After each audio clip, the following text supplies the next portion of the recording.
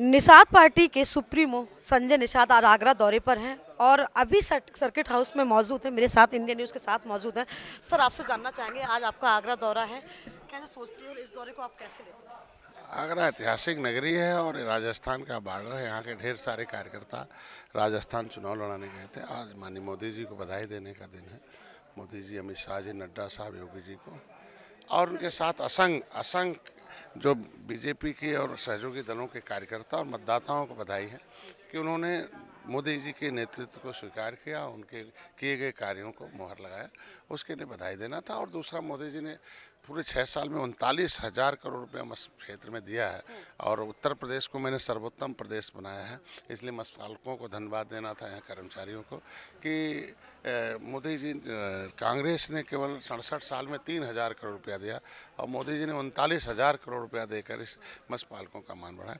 उत्तर प्रदेश प्रधानमंत्री मत्स्य संपदा योजना के ढेर सारी परियोजनाएं यहाँ और आगरा और मथुरा में यहाँ झींगा पालन का ज़्यादा हो सकता है, उसमें रोजगार और राजस्व और प्रोटीन उत्पादन की वृद्धि हो सकती है, उसमें देखना था। रिवर रेंचिंग करना है, चूँकि नदियों का जल जीव का जो स्तर है वो डिस्टर्ब है, उसको रिवर रेंचिंग के लिए पैसा दिया मोदी जी ने, उसे अभी यहाँ अब दूसरा सवाल मेरा ये है कि 3 राज्यों में बहुमत की जीत हुई है, बहुमत के साथ सरकार बनी है।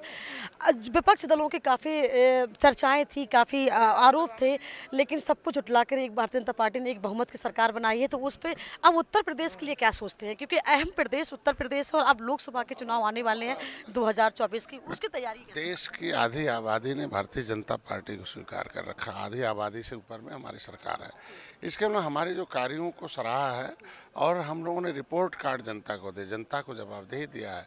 हम जो ने कहा है वो किया है, करके दिखाया, चाहे राम मंदिर बनाया, धारा 370 हो, और जो निचले पावदान पर रहने वाले व्यक्ति हैं उनके लिए काम किया, जन कल्याणकारी नीतियाँ हैं और दुनिया में वैश्विक स्तर पर भारत की एक पहचान बनाई है।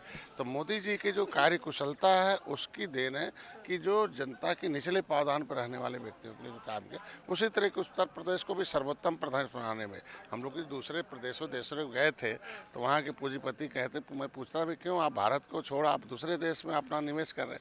उन्होंने कहा कि वहाँ माहौल सही नहीं था। अब मोदी जी माहौल सही किया योगी जी ने। सबसे बड़ा सवाल संजय जी ये है कि इस बार चुनाव में सीएम का चेहरा कोई भी नहीं था। जो वोटिंग हुई है प्रधानमंत्री जी के चेहरे पे हुई है। अभी तक सीएम का चेहरा सामने निकल कर नहीं आया, इसके बाद भी बहुमत की सरकार बनकर आई है, तो ये एक बहुत बड़ी जीत है और कह सकते हैं शुरुआत अब हो चुकी है। अब उत्तर प्रदेश में इसका 2024 का कह सकते हैं कि शंखनाद अब होने वाला है, मेरे ख्याल से हो भी चुका है। तभी आप लोगों का दौरा शुरू हो चुके हैं। हर हफ्ते में कोई ना कोई भारतीय जनता पार्टी का आला अधिकारी या नेतागण, मंत्री ऐसे आप लोग पहुँचते रहते हैं। तो क्या कहना चाहिए, जनता एकदम से उत्तर प्रदेश में निवास करने वाले गंगा जमुना तमाम नदियां, उसमें निषादों की संख्या है। देश में 18% के आसपास आबादी है। ये किताब मैंने लिखा है इलेक्शन से पहले।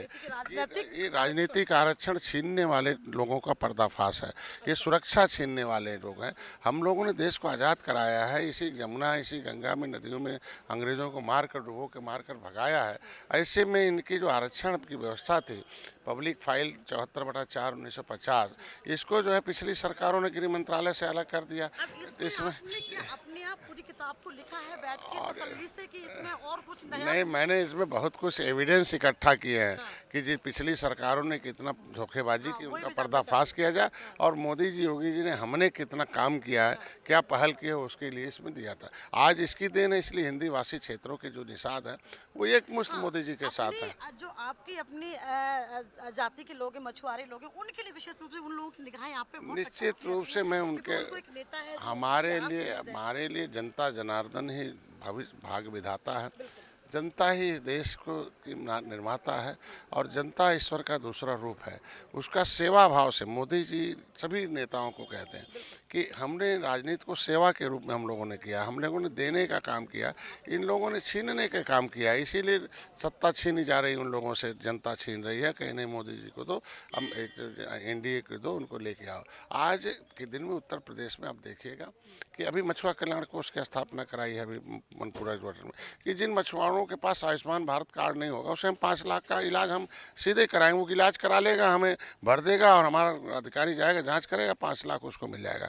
आज के दिन में जैसे मकान छूट गया, प्रधानमंत्री आवास और मुख्यमंत्री आवास में नहीं हम दे देंगे। उनके बच्चों की शिक्षा के लिए मैंने व्यवस्था करा दी, उनकी स्किल डेवलपमेंट ट्रेनिंग के लिए करा दिया। आज के दिन में 12 कंपोनेंट महिलाओं के सशक्त, तो ये तरीका है। दैविक आपदा हो जाए तो हम खड़े हैं।